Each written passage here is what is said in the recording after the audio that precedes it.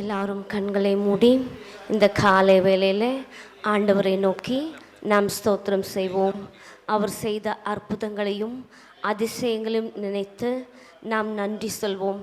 ஏனென்றால் துதிக்கு பாத்திரர் அவர் மாத்திரம்தான். அன்புள்ள இயேசுவே, உம்மை ஸ்தோத்தரிக்கிறோம். அதிபதியே, உம்மை ஸ்தோத்தரிக்கிறோம். எங்களை பார்க்கின்ற தெய்வமே, உம்மை ஸ்தோத்தரிக்கிறோம். கண்மலையின் கர்த்தரே, உம்மை ஸ்தோத்தரிக்கிறோம். அநாதிகளின் தேவனே, உம்மை ஸ்தோத்தரிக்கிறோம். திக்கற்றவர்களின் தெய்வமே, உம்மை ஸ்தோத்தரிக்கிறோம். நல்ல திராட்சை செடியே, உம்மை ஸ்தோத்தரிக்கிறோம்.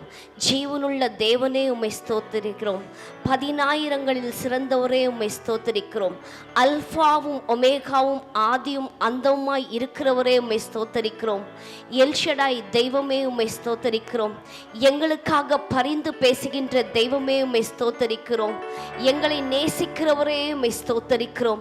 எங்களை அன்பு செய்கிறவரே, உம்மை ஸ்தோத்தரிக்கிறோம். எங்களுக்காக வழக்காடுகிறவரே, உம்மை ஸ்தோத்தரிக்கிறோம். எங்களை ஆண்டவரே அனுதினமும் வழிநடத்துகிறவரே, ஸ்தோத்தரிக்கிறோம். எங்களை காண்கின்றவரே, எங்களுக்காக மனதுருக்கிறவரே, உம்மை ஸ்தோத்தரிக்கிறோம். 10,000களில் சிறந்தவரே, உம்மை ஸ்தோத்தரிக்கிறோம். சாரோனின் ரோஜாவே, உம்மை ஸ்தோத்தரிக்கிறோம். ஆபிரகாமின் தேவனே, உம்மை ஸ்தோத்தரிக்கிறோம். ஈசாக்கின் தேவனே, உம்மை ஸ்தோத்தரிக்கிறோம். எல்ஷடாய், உம்மை ஸ்தோத்தரிக்கிறோம். யெகோவா ஈரே, யெகோவா ஷாலம், உம்மை ஸ்தோத்தரிக்கிறோம். யெகோவா ஷம்மா, உம்மை ஸ்தோத்தரிக்கிறோம். முந்தினவராய் இருக்கிறவரே, உம்மை ஸ்தோத்தரிக்கிறோம். எல்லாரையும் ஆண்டவரே நோக்கி பார்ப்பவரே, உதவி செய்பவரே, உம்மை ஸ்தோத்தரிக்கிறோம். இருந்த ஆண்டவரே, உம்மை துதிக்கிறோம் ஆண்டவரே. எங்களுக்கு செய்த நன்மைக்காக உம்மை ஸ்தோத்தரிக்கிறோம். இந்த புதியதொரு நாளை காண தந்த கிருபைக்காக உம்மை ஸ்தோத்தரிக்கிறோம். அப்பா ஆண்டவரே, நன்றி நன்றி நன்றி நன்றி நன்றி நன்றி ஆண்டவரே. ஏனென்றால் துதிக்க பாத்திரர் நீர் ஒருவர் மாத்திரமே. ஏனென்றால் சிலுவையில் எங்களுக்காக அடிக்கப்பட்டவரே, உம்மை ஸ்தோத்தரிக்கிறோம். எங்களுக்காக முள்முடி சூட்டப்பட்டவரே, உம்மை ஸ்தோத்தரிக்கிறோம். எங்களுக்காக காயங்கள் ஏற்று அதை தழும்புகளால் இருக்கிறவரே, உம்மை ஸ்தோத்தரிக்கிறோம் ஆண்டவரே. அப்பா அல்லேலூயா, உம்மை துதிக்கிறோம் ஆண்டவரே. எங்களுக்காக வாக்குகளை நிறைவேற்றின தெய்வமே, உம்மை துதிக்கிறோம் ஆண்டவரே. அப்பா எங்களுக்காக நீர் ஆண்டவரே, அப்பா அனுதினமும் ஆண்டவரே பரிந்து பேசிக்கொண்டிருக்கிறீரே, அதற்காக உம்மை துதிக்கிறோம் ஆண்டவரே. அன்புள்ள தெய்வமே, உம்மை துதிக்கிறோம் ஆண்டவரே. சமாதானத்தை உண்டு பண்ணும் ஆக்கினே ஆண்டவரே. அப்பா எங்களுக்கு சமாதானத்தை கொடுக்கக்கூடிய வல்லவராய் இருக்கிறீரே, உம்மை ஸ்தோத்தரிக்கிறோம் ஆண்டவரே. இந்த காலை வேளையிலே ஒவ்வொருவருக்கும் சமாதானத்தை கொடுக்கக்கூடியவரே, உம்மை துதிக்கிறோம் ஆண்டவரே. பாரங்களை நீக்கிறவரே, உம்மை ஸ்தோத்தரிக்கிறோம் ஆண்டவரே. கண்ணீரை ஆண்டவரே நீக்குகிறவரே, உம்மை ஸ்தோத்தரிக்கிறோம் ஆண்டவரே. அதிசயங்களை செய்கிறவரே, உம்மை ஸ்தோத்தரிக்கிறோம் ஆண்டவரே. குருடனை பார்வையடை செய்தவரே, உம்மை ஸ்தோத்தரிக்கிறோம் ஆண்டவரே. செவிடனை கேட்க வைத்தீரே, உம்மை ஸ்தோத்தரிக்கிறோம் ஆண்டவரே. முடவனை நடக்க வைத்தீரே, உம்மை ஸ்தோத்தரிக்கிறோம் ஆண்டவரே. அதிசயங்களின் நாயகனே, உம்மை ஸ்தோத்தரிக்கிறோம் ஆண்டவரே. இம்மானுவேலே, உம்மை ஸ்தோத்தரிக்கிறோம் ஆண்டவரே. நீர் எங்களோடு கூட இருக்கிறவரே, உம்மை ஸ்தோத்தரிக்கிறோம் ஆண்டவரே. இருந்தவரும் இருக்கிறவரும் வல்லவரும் ஆக்கிய தெய்வமே, உம்மை ஸ்தோத்தரிக்கிறோம் ஆண்டவரே. அப்பா இந்த கால வேளையிலே நாங்கள் உம்மை ஸ்தோத்தரிக்கிறோம் அப்பா. நாங்கள் உம்மை ஆராதிக்கிறோம் ஆண்டவரே. அப்பா இந்த 10 டேஸ்ல ஆண்டவரே ஒரு நல்ல ஆண்டவரே கிருபை தந்த தயவுக்காய் நன்றி ஆண்டவரே. அப்பா இன்றைக்கு ஏறெடுக்க போகின்ற ஒவ்வொரு ஆராதனையும் ஆண்டவரே, வேத வாசிப்பும் அப்பா, அதை தியானிக்கவும் ஆண்டவரே, ஜெபிக்கவும் விண்ணப்பங்களுக்கு நீர் பதிலை கொடுக்கக்கூடியவராய் இருக்கிறீரே, உம்மை துதிக்கிறோம் ஆண்டவரே. ஒவ்வொருவரையும் நீங்க ஆசீர்வதிங்க. ஒவ்வொருவருடைய தேவைகளும் என் தேவனை கர்த்தர் சந்தித்தருளும் ஆண்டவரே. நாங்கள் உம்மை மாத்திரம் விசுவாசிக்கிறோம், மனுஷனை அல்ல. எங்களை உருவாக்கின, எங்களை படைத்த என் தேவனை நோக்கி இந்த காலை வேளையிலே கூப்பிடுகிறோம் ஆண்டவரே. நீர் எங்களுக்கு செவி கொடுங்கப்பா. எங்களுடைய விண்ணப்பங்களுக்கு பதில் கொடுங்க ஆண்டவரே. அப்பா நீர் நல்லவர், நீர் அன்புள்ளவர், நீர் கிருபை உள்ளவர், நீர் வாக்கு மாறாதவர் ஆண்டவரே. அப்பா உம்முடைய மகிமைக்காய் நன்றி. Thank you for glory to God, King of King, Lord of Lord, Heavenly Master. I will thank you, Lord. Hallelujah. You're a wonderful God. You're a Prince of Peace, God. அப்பா நன்றி நன்றி நன்றி ஆண்டவரே. இந்த வேளையில ஏறெடுக்கிற எல்லா காரியங்களுக்கும் என் தேவனாய் கர்த்தர் ஒரு விடுதலை கொடுங்க. இயேசுவின் நாமத்தால கெஞ்சி கேட்கிறேன் ஜீவனுள்ள நல்ல பிதாவே. ஆமென். 7ஆம் நாள் தவக்காலத்தின் 7ஆம் நாள் கூடுகைக்கு வந்திருக்கிற உங்கள் யாவரையும் அதிகாலை ஜெபத்திலே கலந்து கொண்டு கர்த்தரை ஆராதிக்க வந்திருக்கிற உங்கள் யாவரையும் இயேசு கிறிஸ்துவின் நாமத்தில் வாழ்த்தி வரவேற்கிறேன். ஹல்லேலூயா. கைத்தட்டி பாடுவோமா? ஆமென். கைத்தட்டி பாடுவோம். உற்சாகமா பலி செலுத்துவோமா? ஆசையோட, தாகத்தோட, மகிழ்ச்சியோட கைத்தட்டி பாடுங்க. ஹல்லேலூயா. விருப்பத்தோட அவருடைய நாமத்தை உயர்த்துங்க. கைத்தட்டி பாடுங்க. உங்கள் சரீரத்தினால தேவனை மகிமைப்படுத்துங்க. உங்களுடைய ஆவியினால கர்த்தரை மகிமைப்படுத்துங்க.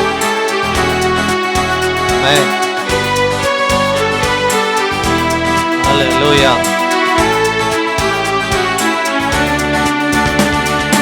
ஆனந்த களிப்புள்ள உதடுகளால் போற்றி புகழ்கிறேன். படும் ஆனந்த களிப்புள்ள உதடுகளால் போற்றி புகழ்கிறேன். அறுசுவை உணவு திருப்தி அடைகிறேன். அறுசுவை அறுசுவை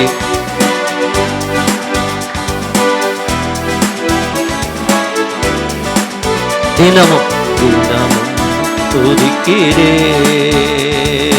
ஆனந்த களிப்புள்ள கைத்தட்டி மகிழ்ச்சியோடு புகழ்கிறேன். மேலானது உம் பேரன்பு, உயிரிலும் மேலான ஜீவனை பார்க்கிலும் அவருடைய கிருபை நல்லது. உம் பேரன்பு உயிரிலும் மேலானது. ஆமென். உதடுகள் துதிக்கட்டும் உயிருள்ள நாளெல்லாம். நீங்க பாடுங்க. உதடுகள் துதிக்கட்டும். கைத்தட்டி வாய் திறந்து மகிழ்ச்சியோட தேவ சமூகத்துல ஆமென்.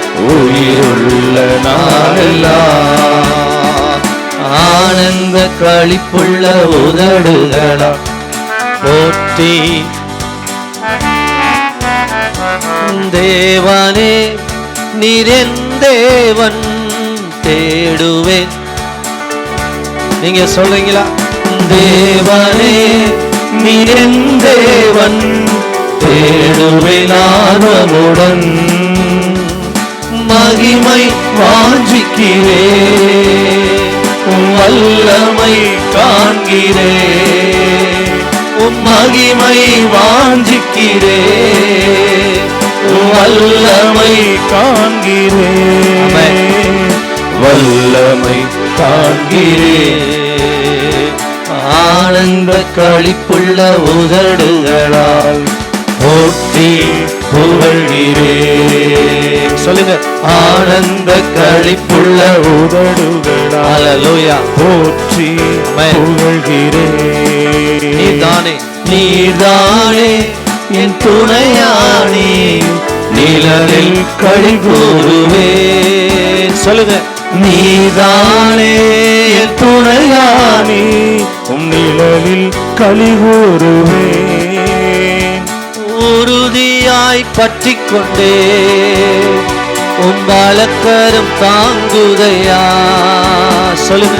உறுதியாய் பற்றிக் கொண்டே உம் வலக்கரம் தாங்குதையா. வலக்கரம் தாங்குதையா. கைத்தட்டி ஆனந்த களிப்புள்ள உதடுகளா மகிழ்ச்சியோட போற்றி புகழ்கிறேன். ஆனந்த களிப்புள்ள உதடுகளா பாடுவோமா? போற்றி புகழ்கிறேன். உடன்படிக்கையின் வாக்குத்தத்தம் என்னன்னா, நான் உங்களுக்கு கடவுளாயிருப்பேன். ஹல்லேலூயா. உடன்படிக்கையின் வாக்குத்தத்தம், நான் உங்கள் தேவனாயிருப்பேன், நீங்கள் என் ஜனமாயிருப்பீர்கள். ஹல்லேலூயா. இதான் உடன்படிக்கையின் வாக்குத்தத்தம். அதான் அந்த பாடல் வரிகள் சொல்றதுல கவி 2வது கவியில தேவனே நீர் என் தேவன் சங்கீதக்காரன் சொல்லுகிறார். அல்லேலூயா. அந்த உரிமையோட நாம் கர்த்தரை ஆராதிக்கிறோம். அல்லேலூயா. ஆண்டவர் சொல்றாரு, உடன்படிக்கையினுடைய முக்கிய வாக்கு தத்தமே அதுதான். நான் உங்கள் தேவனாயிருப்பேன், நீங்கள் என் ஜனமாயிருப்பீர்கள். அல்லேலூயா. ஆமென். நீங்கள் எனக்கு பரிசுத்த ஜனமாயிருப்பீர்கள் என்று ஆண்டவர் வாக்கு பண்ணியிருக்கார். அதுதான் உண்மையான வாக்கு தத்தம். ஆமென். அன்பு தெய்வ பிள்ளைகளே, அதுக்கு தான் ஆண்டவர் நம்ம அழைச்சிருக்கிறார். அல்லேலூயா. அப்போ நீங்கள் நான் அவரை எப்படி தொடுங்க? என் தேவனே, என் கடவுளே, எங்கள் பிதாவே. அல்லேலூயா. ஆமென். இந்த கவியை பாடவும் கைத்தட்டி எல்லாரும் உற்சாகமா, என் தேவனே நீர் தேவனே, நீர் என் தேவன், தேடுவேன் ஆர்வமுடன். கைத்தட்டி வாய் திறந்து மகிழ்ச்சியோட பாடுங்க. நன்றி சொல்லு. நீர் என் கடவுள், நீர் என் ஆண்டவர். அல்லேலூயா. நாமுடைய பிள்ளை ஆண்டவரே, என்னை தெரிந்து கொண்டீரே, உமக்கு நன்றின்னு சொல்லுவோமா? மகிழ்ச்சியோட கைத்தட்டி பாடி ராஜாவை கொண்டாடுங்க. தேவன மகிழ்ச்சியோட. அல்லேலூயா. தேவனே நீர் என் தேவன், தேடுவேன் ஆர்வமுடன். சொல்லுங்க. தேவனே நீர் என் தேவன், தேடுவேன் ஆர்வமுடன். தேடும்போது தேவனுடைய மகிமை வாஞ்சிக்கிறேன், வல்லமை காண்கிறேன். கர்த்தருடைய கண்கள் பூமியில் வாஞ்சிக்கிறேன். ஆராதிக்கிற பிள்ளைகளை அவருடைய கண்கள் காண்கிறேன். நிச்சயமாக தம்முடைய வல்லமை வெளிப்படுத்துகிற தேவன் காண்கிறேன். ஆனந்த களிப்புள்ள உதடுகளால் போற்றி புகழ்கிறேன். ஆனந்த களிப்புள்ள உதடுகளால் போற்றி புகழ்கிறேன். ஆனந்த களிப்புள்ள உதடுகளால் போற்றி புகழ்கிறேன். அறுசுவை உணவு உண்பதுவோ திருப்தி அடைகிறேன். அறுசுவை உணவு உண்பது போல் திருப்தி அடைகிறேன். நான் தினமும் துதிக்கிறேன். ஆனந்த களிப்புள்ள உதடுகளோட கரங்களை தட்டி ஆண்டவருக்கு நன்றி சொல்லுங்கள். அல்லேலூயா. நல்ல கரங்களை தட்டி இயேசுவை மகிமைப்படுத்து. பிதாவாகிய தேவனுக்கு நன்றி சொல்லுங்கள். நன்றி ஆண்டவரே, நன்றி. அல்லேலூயா. நன்றி ஆவியானவரே. நல்ல கரங்களை தட்டி மகிழ்ச்சியோட தேவனை மகிமைப்படுத்துங்க. இன்னைக்கு அவருடைய வல்லமையை காண்பீர்கள், அவருடைய மகிமையை காண்பீர்கள். சாலமோன் தம்முடைய கட்டின ஆலயத்தில் கர்த்தரை துதித்த பொழுது அங்கே தேவனுடைய மகிமை வெளிப்பட்டது. முந்தின ஆலயத்தை விட பிந்தின ஆலயத்தின் மகிமை பெரிதாக இருக்கும். இன்றைக்கு தம்முடைய மகிமை விளங்க பண்ணுவார் ஆண்டவர். அன்றைக்கு மரித்து போன லாசருடைய கல்லறைக்கு வந்து தம்முடைய மகிமை விளங்க பண்ணுவார். நீ விசுவாசித்தால் தேவனுடைய மகிமை இன்றைக்கு காண்பாய். தேவனுடைய மகிமையை இன்றைக்கு அவர் வெளிப்படுத்த வல்லவராக இருக்கிறார். மகிழ்ச்சியோடு என் தேவன் என்று சொல்லுங்க, தகப்பனேன்னு சொல்லுங்க, பிதாவே என்று சொல்லுங்க, எங்கள் அப்பா பிதாவேன்னு சொல்லுங்க. அப்பா பிதாவே என்று கூப்பிட பண்ணுகிற புத்திர சுவிகாரத்தின் ஆவியை கொடுத்திருக்கிறாரே, நன்றின்னு சொல்லுங்க. வாய் திறந்து எங்கள் தகப்பனேன்னு கூப்பிடுங்க.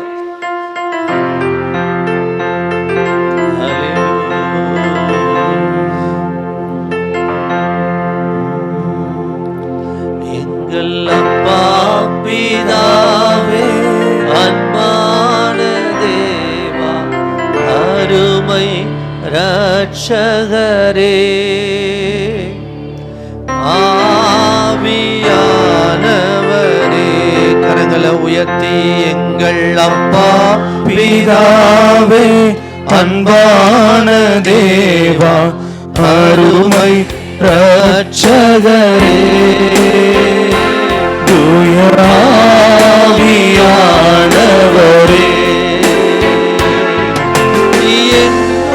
நான் வாழ்ந்தேன் அறியாமல் அலைந்தேன், என் நேச தேடி வந்தீர்.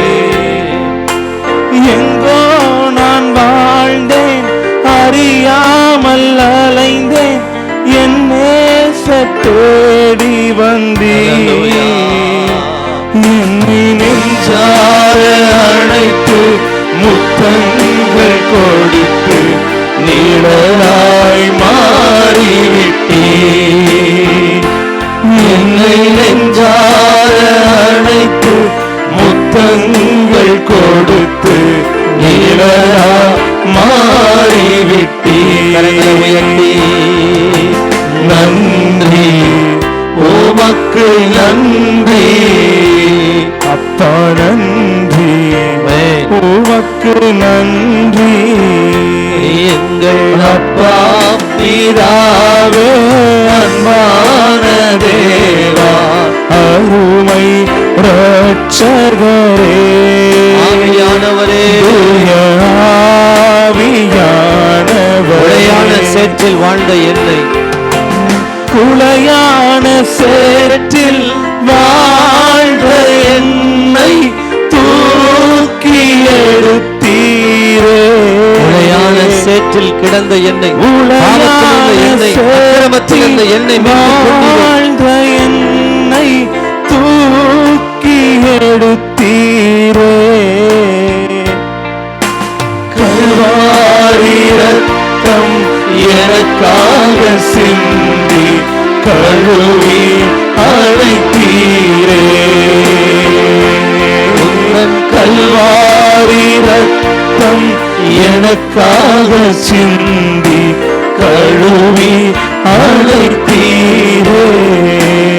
சொல்லுவோம், கரங்களை உயர்த்தி நன்றி உமக்கு நன்றி. எல்லாரும் முழு உணர்வோடு, முழு உற்சாகத்தோடு, முழு பலத்தோடு, முழு ஆவியோடு, முழு சிந்தை, உமக்கு நன்றி அப்பா, நன்றி உமக்கு நன்றி அப்பா, நன்றி உமக்கு நன்றி. காலை வெளியிலே எங்களை தாழ்த்து கொண்டு உடையான சேற்றிலிருந்து எங்களை தூக்கி எடுத்தீர். குப்பையில கிடந்த எங்களை தூக்கி எடுத்தீர். ஒன்றுமில்லாத எங்களை தெரிந்து கொண்டு உம்முடைய பிள்ளையாய் மாற்றி பரிசுத்தப்படுத்தி, ஆண்டவரே, உம்முடைய நாமத்தை சுதந்திர, உம்முடைய ராஜ்யத்தை சுதந்திரிக்கும்படியா கர்த்தர் எங்களை பிரித்தெடுத்தீரே. உமக்கு நன்றி. உம்முடைய பிள்ளையாக தெரிந்து கொண்டதற்காக நன்றி. அபிஷேகத்திற்காக நன்றி. அன்பின் ஆவியானவர் எங்களுக்குள் கொடுத்ததற்காக நன்றி அப்பா. காலையில் வந்திருக்கிற ஒவ்வொருவருக்கும் உம்முடைய மகிமை இன்றைக்கு விளங்க பண்ணும். நாங்கள் இன்னும் பரிசுத்தமாய் வாழ உதவி செய்யும். இயேசுவின் நாமத்தில் ஜெபிக்கிறோம் நல்ல பிதாவே. வாகுமங்களின் புத்தகம் 7ஆம் அதிகாரம் முதல் 9 வசனங்கள் மட்டும். அதனை நான் வாசிக்கிறேன், கவனித்து கேட்போமாக. நீ சுதந்திரிக்க போகிற தேசத்தில் உன் தேவனாகிய கர்த்தர் உன்னை பிரவேசிக்க பண்ணி, உன்னை பார்க்கிலும் ஜனம் பெருத்த ஜாதிகளாகிய ஏத்தியர், கிர்காசியர், எமோரியர், கானானியர், பெரிசியர், ஏவியர், எபூசியர் என்னும் 7 பலத்த ஜாதிகளை உனக்கு முன்பாக துரத்தி, உன் தேவனாகிய கர்த்தர் அவர்களை உன்னிடத்தில் ஒப்புக் கொடுக்கும் போது அவர்களை முறியடித்து அவர்களை சங்காரம் பண்ண கடவாய். அவர்களுடைய உடன்படிக்கை பண்ணவும் அவர்களுக்கு இறங்கவும் வேண்டாம். அவர்களுடைய சம்பந்தம் கலவாயாக உன் குமாரத்திகளை அவர்கள் குமாரருக்கு கொடாமலும் அவர்கள் குமாரத்திகளை உங்கள் குமாரருக்கு கொள்ளாமலும் இருப்பாயாக. என்னை பின்பற்றாமல் அந்நிய தேவர்களை சேவிக்கும்படி அவர்கள் உன் குமாரரை விலக பண்ணுவார்கள். அப்பொழுது கர்த்தருடைய கோபம் உங்கள் மேல் மூண்டு உங்களை சீக்கிரத்தில் அழிக்கும். நீங்கள் அவர்களுக்கு செய்ய வேண்டியது என்னவென்றால், அவர்கள் பலிபீடங்களை இடித்து, அவர்கள் சிலைகளை தகர்த்து, அவர்கள் தோப்புகளை வெட்டி, அவர்கள் விக்கிரகங்களை அக்கினியிலே எரித்து போட வேண்டும். நீ உன் தேவனாகிய கர்த்தருக்கு பரிசுத்த ஜனம். பூச்சக்கரத்தில் உள்ள எல்லா ஜனங்களிலும் உன் தேவனாகிய கர்த்தர் உன்னை தமக்கு சொந்தமாயிருக்கும்படி தெரிந்து கொண்டார். சகல ஜனங்களிலும் நீங்கள் திரட்சியான ஜனம் என்று கர்த்தர் உங்கள் பேரில் அன்பு வைத்து உங்களை தெரிந்து கொள்ளவில்லை. நீங்கள் சகல ஜனங்களிலும் கொஞ்சமாயிருந்தீர்கள். கர்த்தர் உங்களில் அன்பு கூர்ந்ததினாலும் உங்கள் பிதாக்களுக்கு இட்ட ஆணையை காக்க வேண்டும் என்பதினாலும் கர்த்தர் பலத்த கையினால் உங்களை புறப்பட பண்ணி அடிமைத்தன வீடாகிய எகிப்தின் என்றும் அதன் ராஜாவான பார்வோனின் கை நின்றும் உங்களை மீட்டு கொண்டார். ஆகையால் உன் தேவனாகிய கர்த்தரே தேவன் என்றும், தம்மில் அன்பு கூர்ந்து தமது கற்பனைகளை கைக்கொள்ளுகிறவர்களுக்கு அவர் 1000 தலைமுறை மட்டும் உடன்படிக்கையின் தயவு காக்கிற உண்மையுள்ள தேவன் என்றும் அறிந்து கொள்வாயாக. கிறிஸ்துவுக்குள் அன்பான மக்களே, இந்த நாட்களிலே ஒரு சிறப்பான தலைப்பை நாம் தேர்ந்தெடுத்து கொண்டு அதன் பேரிலே தொடர்ந்து தியானித்து வருகிறோம். அதுதான் உடன்படிக்கை. ஒரு இறையியல் முக்கியத்துவம் வாய்ந்த ஒரு அழகான வார்த்தை இந்த உடன்படிக்கை. a term of high theological importance. இந்த உடன்படிக்கையை குறித்து வேதம் நிறைய இடங்களில் நமக்கு போதிக்கிறது. 2 அமைப்புகள், சமூக அமைப்போ அல்லது வியாபார அமைப்போ, இன்னும் சொல்லப்போனால் 2 நண்பர்கள், தாவீது யோனத்தான் போன்றவர்கள், இப்படி 2 வேறுபட்ட அமைப்புகள் அல்லது மனிதர்கள் தங்களுக்குள்ளே சமாதான வாழ்க்கை நடத்துவதற்காக செய்து கொள்ளுகின்ற ஒரு ஒப்பந்தம் இருக்கிறது பாருங்கள், அதுதான் உடன்படிக்கை. இந்த ஒப்பந்தத்தை இரு சாராரும் மீறக்கூடாது. ஆனால் நடந்தது என்ன? கர்த்தர் தம் ஜனமாகிய இஸ்ரவேலோடு செய்து கொண்ட அந்த உடன்படிக்கையை ஜனம் மீறி போட்டது. ஜனம் மீறி போட்டது. கர்த்தர் அதற்காய் மிகவும் வருத்தப்பட்டார். இன்னும் சொல்லப்போனால் இன்னொரு உடன்படிக்கை ரொம்ப ஆச்சரியமாக இருக்கும். யோபு புத்தகத்தில் நீங்கள் பார்த்தீங்கன்னா, யோபு தன் கண்களோடு உடன்படிக்கை செய்து கொள்ளுகிறார். எந்த பெண்ணையும் நான் கெட்ட எண்ணத்தோடு பார்க்காமல் இருப்பேனாக என்று சொல்லி தன் கண்களோடையே தான் உடன்படிக்கை செய்து கொள்ளுகிற ஒரு அழகை நாம் அங்கே பார்க்கிறோம். இன்றைய சிந்தனையில் இந்த உடன்படிக்கை என்ற சொல்லிலே சற்று ஆழமாய் உடன்படிக்கை அன்பு என்பதை நாம் தியானிக்க போகிறோம். உடன்படிக்கையின் அன்பு. ஆண்டவராகிய இயேசு கிறிஸ்துவின் மக்களே, மனுக்குலத்தோடு கடவுள் உடன்படிக்கை வைக்கிறார் என்றால் இது ரொம்ப ஆச்சரியமான காரியம். ஒரு சிறியவன், ஒரு எளியவன், ஒரு உயர்ந்தவனோடு உடன்படிக்கை வைத்து தனக்கு பாதுகாப்பு தேடிக்கொள்ளுவான். இதுதான் உலகத்தில் நடக்கிறது. ஆனால் மிக உயர்ந்த ஒருவர் மிக எளியவனாகிய, மிக தாழ்ந்தவனாகிய மனிதனோடு அவர் உடன்படிக்கை கொள்ளுகிறார், ஒப்பந்தம் செய்து கொள்ளுகிறார் என்றால் அதில் விளங்குகிற அன்பு எவ்வளோ ஆழமானது என்பதை கொஞ்சம் யோசித்து பார்ப்போம். தம்பி அவர்கள் சொன்ன விதமாய் உடன்படிக்கை வாசகம் என்ற ஒன்று உண்டு. உடன்படிக்கைனே பேசுகிறோமே, அது என்ன உடன்படிக்கை என்றால் வெகு எளிமையான ஒரு வாசகம் வேதத்தில் காணப்படுகிறது. நான் உங்கள் தேவனாயிருப்பேன், நீங்கள் என் ஜனமாயிருப்பீர்கள். மாற்றி சொன்னால், நான் உங்கள் தந்தையாயிருப்பேன், நீங்கள் எனக்கு குமாரரும் குமார்த்திகளுமாயிருப்பீர்கள். இதுதான் உடன்படிக்கை வாசகம். ஆண்டவர் பல தனி மனிதர்களெல்லாம் உடன்படிக்கை செய்து கொண்டார். ஆபிரகாமோடு செய்து கொண்டார், தாவீதோடு செய்து கொண்டார், லேவியரோடு செய்து கொண்டார். ஆபிரகாமோடு அவர் உடன்படிக்கை செய்ததினாலே மக்களுக்கு தேசம் கிடைத்தது.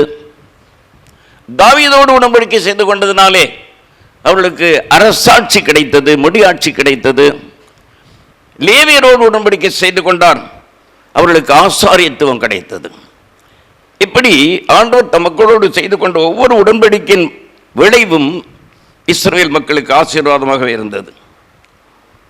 இப்படிப்பட்ட அருமையான சொல் இந்த உடன்படிக்கை என்று சொல்லி குறித்து தீர்க்கதரிசிகள் அதிகமாய் பேசினதாக நாம் பார்க்கறதில்லை. யோவேல், மீகா, ஆமோஸ், ஒபதியா, செப்பனியா, ஆபகூக், இப்படி ஒரு தீர்க்கதரிசி கூட உடன்படிக்கை குறித்து பேசவில்லை. ஆனால் ஒரு தீர்க்கதரிசி இருந்தார், ஹோசேயா என்று சொல்லுவார்கள். அவர்தான் தன்னுடைய நூலிலே 3 இடங்களிலே உடன்படிக்கையை பற்றி பேசுகிறார். சகரியா என்ற ஒரு தீர்க்கதரிசி, அவர் ஒரே ஒரு முறை உடன்படிக்கை குறித்து பேசுகிறார். மல்கியா தீர்க்கதரிசியும் கூட ஒரே இடத்துல இந்த உடன்படிக்கை என்று சொல்லை குறிப்பிடுகிறோம். அருமையான மக்களே, உடன்படிக்கை என்று சொல்லும்போது அதற்கு ஒரு அடிப்படை உண்டு. அது என்ன அடிப்படை? கர்த்தர் உடன்படிக்கை செய்தவர்களோடு கொள்ளுகின்ற அன்பு. அன்புதான் உடன்படிக்கைக்கு காரணம். இந்த உடன்படிக்கை சொல்ல நம்ம எடுக்கின்ற போது அந்த உடன்படிக்கையை யாரும் மீறக்கூடாது. மீறினால் அந்த உடன்படிக்கை பயனற்று போகும். அதனுடைய டெவலப்மெண்ட் தான் இன்றைக்கு நம்ம நாடுகளில் பார்க்கிற ரெஜிஸ்ட்ரேஷன். எந்த ஒரு காரியம் செய்தாலும் என்ன செய்கிறோம்? பத்திரம் பதிவு செய்து கொள்கிறோம் அல்லவா? ஏன்? இரண்டு சாராரும் ஒப்பந்தத்தை என்ன செய்யக்கூடாது? மீறக்கூடாது என்பதற்காக. ஆக வேதத்திலிருந்து டெவலப் ஆகி வந்தது தான் இந்த பத்திரப்பதிவு எல்லாம். இதை கர்த்தருடைய பிள்ளைகளாக நாம் அறிந்து கொள்ள வேண்டும். இந்த உடன்படிக்கையை கர்த்தர் மனுக்குலத்தோடு செய்து கொள்ளும் போது அவர் ரொம்ப அக்கறை உள்ளவராய் காணப்படுகிறார். அவர் என்ன செய்கிறார்? என் உடன்படிக்கையை என் மக்கள் மீறினாலும் நான் மீற மாட்டேன். அதுதான் ஒரு உள்ளத்தில் இருந்த எண்ணம். இந்த உடன்படிக்கைக்கு சிறந்த ஒரு உதாரணமாக சொல்ல வேண்டுமானால் வேதத்தில் ஒசையா நூல். உங்களுக்கு நேரம் கிடைக்கிறப்ப அதை எடுத்து ஜெபத்தோடு படித்து பாருங்க. அந்த நூலில் ஒரு செய்தி ரொம்ப நம்மளை ஆச்சரியப்படுத்த வைக்கும். ஓசையா என்கின்ற ஒரு மனிதன், அவனை கர்த்தர் அழைக்கிறார். ஓசையாவே, நீ போய் சோரம் போன ஒரு பெண்ணை திருமணம் செய்து கொள் என்கிறார். சோரம் போன பெண்ணுன்னா வாழ்க்கையிலே தவறி போன ஒரு பெண்ணை திருமணம் செய்து கொள்.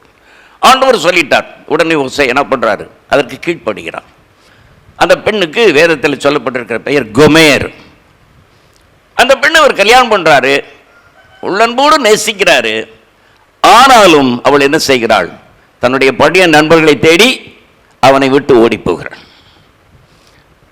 அப்போ ஓசையா அவனுடைய உள்ளம் எப்படி இருந்திருக்கு யோசனை பண்ணிப்பார். இது ஒரு பாரபோலிக் இன்சிடென்ட், ஒரு ஓமை. ஆண்டவர் ஏன் இப்படி ஓசையாவை செய்ய சொல்லுகிறார்? ஓசையாவை, உன் மனைவி ஓடி போயிட்டாள்ல, உன் மனசு இப்போ எப்படி இருக்கு சொல்லு. எப்படி சுவாமி நான் அதை சொல்ல முடியும் அப்படின்னு சொல்கிறான். யாரு? ஓசையா. அப்போ தான் ஆண்டவர் சொல்கிறார், இப்படித்தான் என் ஜனன் மீது நான் கவலைப்படுகிறேன், இப்படித்தான் என் ஜனத்தின் மீது நான் அனுபவிக்கிறேன். நான் எப்படி அதை கைவிடுவேன்? நீ போய் மறுபடியும் அவளை சேர்த்துக்கொள் என்கிறார். அப்படியே ஓசையா போய் என்ன செய்கிறார்? அந்த சோரம் போன பெண்ணை, ஓடி போன பெண்ணை, தன் மனைவியாக பெண்ணை மீண்டும் சேர்த்துக் கொள்ளுகிறான். அங்கேயும் ஆண்டவர் சொல்கிறார், இப்படித்தான் என் ஜனத்தை நான் சேர்த்துக் கொண்டேன். அவர்கள் என்னை விட்டு சோரம் போனார்கள். நீ வேதம் முழுதும் பார்த்தீங்கன்னு சொன்னாக்க, கர்த்தரை விட்டு விலகுதல் என்பது விபச்சாரம் என்ற பாவத்தோடு இணைக்கப்பட்டு பேசப்படுகிறது. ஒரு பெண் எப்படி தன் கணவனை விட்டு விட்டு மாற்று மனிதனோடு உறவு கொள்ளுகிறாளோ, அந்த உறவை வேதத்தில் பல இடங்களிலே இஸ்ரவேல் மக்கள் கர்த்தரை விட்டு விலகின்றதற்கு உதாரணமாய் காட்டப்படுகிறதை நாம் பார்க்கின்றோம். சோரம் போதல். அருமையான மக்களே, இப்படி சோரம் போன மக்களை கைவிடாமல் அவர் அவர்களை போய் அழைத்து வருகிறார். அழைத்து வந்து தன்னுடைய உடன்படிக்கை அவர் மக்களோடு புதுப்பித்துக் கொள்ளுகிறார். எப்படி? பயங்காட்டியா? இன்னொரு தடவை ஓடினா பார்த்துக்க, அந்த அர்த்தத்திலையா? இல்லை, நயம் காட்டி தம் ஜனத்தை அவர் அழைக்கிறார். ஒரு நல்ல கணவன் எப்படி வடிமாறி போன தன் மனைவியிட்ட அன்பு செலுத்தி அவளை தன்னுடைய உறவுக்கு மீண்டும் கொண்டு வருவானோ, அதே போல கர்த்தன் கூட தம்மை விட்டு விலகி போன மக்களை, விக்கிரக வணக்கத்திலே விழுந்து கர்த்தருடைய அன்பை அறியாமற் போன மக்களை அவர் நயம் காட்டி அழைக்கிறார். இப்படித்தான் உங்களையும் என்னையும் அவர் அழைத்தார். கர்த்தருடைய அன்பை அறியாமல் நாம் எத்தனையோ காரியங்களிலே வழி விலகி போகிறோம். ஆனால் அருமையான மக்களை ஒன்றை புரிந்து கொள்ளுங்கள். நீங்கள் எத்துணை பெரிய பாவியாக இருந்தாலும் உங்கள் பாவத்தை உணர்ந்து கர்த்தரிடத்தில் திரும்ப நீங்கள் ஆயத்தப்பட்டாலே போதும், திரும்ப கூட வேண்டியதில்லை. உங்கள் மனது பரத்துக்கு விரோதமாகவும் என் ஆண்டவருக்கு விரோதமாகவும் நான் பாவம் செய்தேன் அப்படின்னு நினைச்சிட்டீங்கனாலே போதும், ஆண்டவர் உங்களை அணைத்துக் கொள்வார். உங்கள் பழையது யாவற்றையும் அவர் மறந்து விடுவார். இதுதான் உடன்படிக்கை அன்பு. இந்த உடன்படிக்கை அன்பை இந்த நம்ம வாசித்த வேத பகுதியில் உபாமனை பொறுத்தல கொஞ்சம் தான் பார்க்குறோம். இந்த அன்பையுடைய உச்சத்தை நீங்கள் ஓசையா நூலில் தான் பார்க்க முடியும். சரி, இப்படி வந்த மக்கள் என்ன செய்ய வேணும்? பாவத்திலே விழுந்து கர்த்தருடைய உறவுக்கு தூரமான போது கர்த்தர் தம்முடைய அன்பை முன்வைத்து அவர்களை மீண்டும் தம்முடைய உறவுக்கு அழைத்து வருகிறார். அவர்கள் பாவங்களை எல்லாம் அவர் மன்னிச்சிடறார். அதை அவர் நினைக்க மாட்டார். நீ எப்படி இருந்தாலும் சரிமா, மறுபடியும் என்னோட வந்து வாழ் என்று ஒரு கணவன் கூப்பிடுவான். நான் அவர் எப்போ உயர்ந்த உள்ளமும் படைத்தவனாக இருப்பான். இப்படிதான் கர்த்தர் என்ன செய்கிறார்? தம்மை விட்டு விலகிய மக்களை தம்முடைய உறவுக்கு அழைத்து வர விரும்புகிறார். அப்படி வந்த மக்கள் எப்படி இருக்க வேண்டுமா? அவர்கள் பரிசுத்தத்தை காத்துக்கொள்ள வேண்டும். தங்களுடைய பழைய பாவங்களை அவர்கள் நினைத்து தங்களை பரிசுத்தப்படுத்திக் கொள்ள வேண்டும். ஏனென்றால் தங்களை அழைத்தவர் பரிசுத்தர். ஆகினாலே அவர்கள் இந்த பரிசுத்தத்தை காத்து கொள்ள வேண்டும். பரிசுத்தன்ற வார்த்தைக்கு என்ன அர்த்தம் தெரியுமா? டு செட் அபார்ட், பிரித்து வைக்கப்படுதல். கர்த்தருக்காக நீங்களும் நானும் பிரித்து வைக்கப்பட்டவர்கள். அதனாலே இந்த உலகத்தோடு நம்முடைய உறவு மிகவும் எச்சரிக்கையாக இருக்கும்படி பார்த்து கொள்ள வேண்டும். உலகத்தோடு நம்ம உறாவடி இருக்கக்கூடாது நான் ஒரு சொல்லலை. உலகத்தோடு நம்ம வாழ்ந்து தாங்கணும். ஆனால் இந்த உலகம் நமக்குள் வந்து விடாதபடி நாம் எச்சரிக்கையாக இருக்க வேண்டும். படகு தண்ணீரில் இருப்பதற்காகத்தான் உருவாக்கப்பட்டது. ஆனால் தண்ணி படகுக்குள்ளே வரலாமா? என்னாகும்? படகு அமிழ்ந்து போகும். இப்படித்தான் மக்களை இந்த உலகத்தில் வாழத்தான் நம்மை வைத்திருக்கிறார். ஆனால் இந்த உலகத்தோடு நாம் ஒன்றிவிட்டோம் என்று சொன்னால் நாம் அமிழ்ந்து போவோம். பிறகு நம்மை மீட்க எவரால முடியாது. பரிசுத்தத்தை காத்துக்கொள்ளுகிற ஜனம் மாத்திரமே இந்த உடன்படிக்கை அன்புக்கு தகுதியுள்ள ஜனம். உணர்வோம். உடன்படிக்கை அன்பை இயேசு கிறிஸ்து தம்முடைய சிலுவையிலே நமக்கு காட்டினார். கர்த்தருடைய இந்த உடன்படிக்கை அன்பை இயேசுவிலே, குறிப்பாக அவருடைய சிலுவை மரண பாடுகளிலே தான் நாம் கண்டோம். சோரம் போன நம்மை அவர் எப்படியோ போகட்டும் என்று விட்டு விடாமல், ஓசையா புஸ்தகத்தில் நீங்கள் பார்த்தீங்கன்னு சொன்னாக்க அந்த மக்களை காட்டுக்கழுத, அடங்காத கிடாரி, பேரையான புறா என்றெல்லாம் சொல்லுவார். ஓசையா நூலில் நீங்கள் படித்து பாருங்க. அப்படி தெரிந்தார்கள் அந்த மக்கள். அப்படிப்பட்டவர்களுடைய பாவங்களை மன்னித்து அவர்களை திரும்ப கொண்டு வந்து தன்னோட உடன்படிக்கை அன்பினாலே அவர்களை அவர் நேசிக்கிறார். இது எவ்வளவு எந்த குணம் பாருங்க. இது எல்லாராலும் முடியாது மக்களே. இப்படி யாராவது உலகத்தில் இருக்கிறார்கள் என்றால் அவர்கள் தான் கிறிஸ்துவின் பிள்ளைகள். ஏனென்றால் கிறிஸ்துவின் உடன்படிக்கை என்பதை அவர்கள் உணர்ந்திருக்கிறார்கள். அருமையான மக்களே, நம்மை தாழ்த்தி இந்த உடன்படிக்கை அன்புக்கு ஒப்பு கொடுப்போம். ஆண்டவரே, சோரம் போன என்னை உம்முடைய உறவிலிருந்து பிறந்து உலகத்தின் இன்பம் நாடி நான் ஓடிப்போனேன். எக்கேடம் கெட்டு போகட்டும் என்று நீர் விட்டிருக்கலாம். அப்படி விடாமல் நீர் மீண்டும் என் மீது அன்பு வைத்து என்னை உம்முடைய உறவுக்கு கொண்டு வந்தீரே. இந்த அன்புக்கு நான் எப்படி நன்றி சொல்வது? இனி என் உயிர் போனாலும் உம்முடைய உறவிலிருந்து நான் பிரிய மாட்டேன். இந்த உலகத்தின் எந்த சக்தியும் என்னை உம்முடைய உறவிலிருந்து பிரிக்க முடியாது என்ற உறுதியோடு நாம் வாழ கற்றுக்கொள்ளுமானால் நாம் தான் உடன்படிக்கையை காத்து கொண்ட மக்கள். கர்த்தருடைய வருகையிலே நாம் நெஞ்சுயர்த்தி நிற்போம். கர்த்தர் வாருங்கள், என் தந்தையால் ஆசீர்வதிக்கப்பட்டவர்கள் என்று கூப்பிடுவார் பாருங்கள். அந்த கூட்டத்தில் நமக்கு பங்கு கிடைக்கும். அவருடைய ராஜ்யம் போய் அவரோடு நித்தியமாய் வாழ்வோம். இந்த உடன்படிக்கை அன்பை உணர்ந்த மக்களாய் இன்னும் இருக்கின்ற கொஞ்ச நாட்களையாவது நாம் கழிக்க முயலுவோம். கர்த்தர் தாமே இந்த செய்தி உங்களுக்கும் எனக்கும் ஆசீர்வாதமாக்கி தருவாராக. கண்களை மூடுவோம். கிருபை நிறைந்த கர்த்தாவே, ஒரு சோரம் போன பெண்ணை திருமணம் செய்ய சொல்லி நம்முடைய தாசனாகிய ஹோசேயாவை நீர் அதனுடைய உணர்வை அவனுக்கு காட்டி, இப்படித்தான் என் ஜனத்தின் மீதும் நான் அன்பு வைக்கிறேன். என்னை விட்டு அவர்கள் சோரம் போனார்கள், அந்நிய தெய்வங்களுக்கு தங்களை ஒப்புக் கொடுத்தார்கள். இனி அவர்களை நான் சேர்க்க முடியாது என்று என் மனம் நினைக்கவில்லை. ஏனென்றால் நான் அவர்களோடு உடன்படிக்கை செய்திருக்கிறேன்.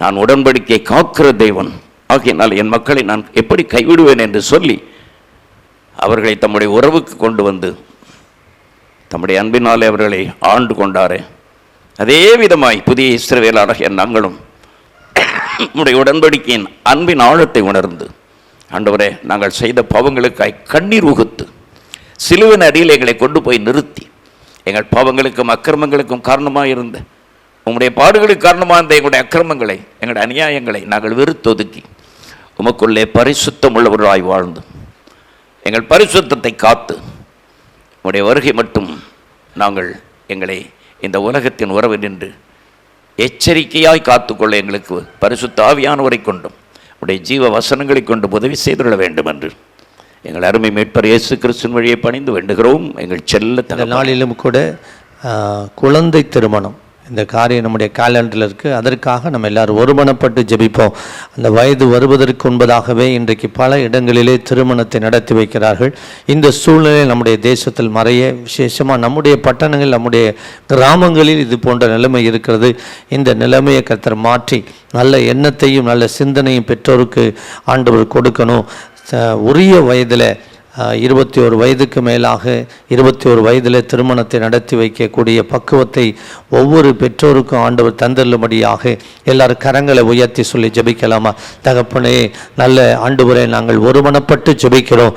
எங்கள் தேசத்தில் குழந்தை திருமணம் நடைபெறுகிறது. ஆண்டவரே, இந்த சூழ்நிலை கர்த்தர் மாற்றும்படி நாங்கள் ஜெபிக்கிறோம். ஒவ்வொரு பெற்றோருக்கும் நல்ல எண்ணத்தையும் சிந்தனையும் தந்தருளுவீராக. அரசு விதித்திருக்கிற அந்த வயது வரம்பிற்கு முன்பதாகவே இந்த காரியத்தை செய்யாதபடி கர்த்தர் தடுத்து நிறுத்துவீராக. ஆண்டவரே, இதை செய்கிறதான மக்கள் ஆண்டவரே உணர்வடைய உதவி செய்யும்படி ஜெபிக்கிறோம். இள வயதிலேயே ஆண்டவரே திருமணம் செய்கிறதுனால் ஏற்படுகிற பலவிதமான பாதிப்புகள், ஆண்டவரே மகப்பேறு இருக்கும் பொழுதே அநேகர் மரித்து விடுகிறதை நாங்கள் கேள்விப்படுகிறோம். தகப்பனே, குடும்பத்தை நடத்த முடியாத சூழ்நிலை, ஆண்டவரே பிரிவுகள் ஏற்படுகிறதை நாங்கள் பார்க்கிறோம். சுவாமி, எங்க தேசத்தில் அப்படிப்பட்ட நிலைமை இனி வராதபடி கர்த்தர் தடுத்து நிறுத்துவீராக. இயேசுவின் நாமத்தில் எங்கள் தேசத்தில் குழந்தை திருமணம் இல்லாதபடி தடுத்து நிறுத்தும்படியாய் நாங்கள் ஜெபிக்கிறோம். இயேசுவின் நாமத்தில் நாங்கள் ஜெபிக்கிறோம். கர்த்தர் ஜெபம் கேட்டபடியா கந்தடி கர்த்தரை ஸ்தோத்திரம் பண்ணுவோமா? இன்றைக்கும் கூட விசேஷமாய் படிக்கிற பிள்ளைகளுக்காக நாம் ஜெபிப்போம். 12th எக்ஸாம் எழுதுகிற பிள்ளைகளுக்காக ஜெபிப்போம். படித்து கொண்டிருக்கிற ஒவ்வொருவருக்கும் தகுந்த ஞானத்தை, அநேக பிள்ளைகள் உங்கள் பிள்ளைங்க கூட படித்து கொண்டிருக்கலாம், இன்றைக்கு தேர்வு எழுதுகிற பிள்ளைங்க இருக்கலாம். படிக்கிற பிள்ளைகளுக்காக அந்த வாலிப பருவத்திலே ஆண்டவர் அவர்களுக்கு நல்ல ஞானத்தை கொடுத்து இந்த தேர்வு எழுதுகிற பிள்ளைகளுக்கு நல்ல ஞானத்தை கொடுக்கணும். கரங்களை உயர்த்தி சொல்லி ஜெபிக்கலாமா? ஆண்டவரே, தேர்வு எழுதுகிற ஒவ்வொரு பிள்ளைகளுக்காக ஜெபிக்கிறோம். விசேஷமாக 12th எக்ஸாம் எழுதுகிற பிள்ளைகளுக்கு தகுந்த ஞானத்தை கர்த்தர் கொடுக்கும்படி, இன்றைக்கு வெற்றியை கொடுக்கும்படி ஆண்டவரே மெமரி பவரை கொடுக்க ஜெபிக்கிறோம். அதே போல படிக்கிற குழந்தைகள், பிள்ளைகள் ஒவ்வொருவரையும் கர்த்தர் ஆசீர்வதித்து படிக்கிறதுல மாத்திரம் கவனம் செலுத்த பிள்ளைகளுக்கு தகுந்த ஆண்டவரே அப்பா ஞானத்தை தந்துள்ளும்படி ஜெபிக்கிறோம். டைவர்ஷன் இல்லாதபடி, டிஸ்ட்ராக்ஷன் இல்லாதபடி கவனம் செலுத்தி படிக்கக்கூடிய ஆண்டவரே மனநிலையை ஒவ்வொரு பிள்ளைகளுக்கு தந்துள்ளும்படி ஜெபிக்கிறோம். படிப்பதற்கு நல்ல சூழ்நிலைகளை பிள்ளைகளுக்கு உருவாக்கி தருவீராக. இயேசுவின் நாமத்தில் நாங்கள் ஜெபிக்கிறோம். ஆண்டவரே, நீ அப்படி செய்கிறபடியால் உமக்கு நன்றி. கர்த்தர் நம்முடைய ஜெபத்தை கேட்டபடியால் கந்தட்டி கர்த்தரை ஸ்தோத்திரம் பண்ணுவோம். தகப்பனே, உமக்கு நன்றி நன்றி நன்றி அப்பா. இந்த காலைவெளியில் வந்திருக்கிற ஒவ்வொருவருக்காக ஜெபிக்கிறேன். அவர்களுக்கு எழுதப்பட்ட ஒவ்வொரு ஜெப குறிப்புகளுக்கும் கர்த்தர் பதில் தருவீராக. ஆண்டவரே, திருமண தடைகள் இயேசுவின் நாமத்திலே உடையட்டும். பலவீனங்கள், வியாதிகள், சிக்னஸ் இயேசுவின் நாமத்திலே விலகி அற்புத சுகம் உண்டாக ஜெபிக்கிறேன்.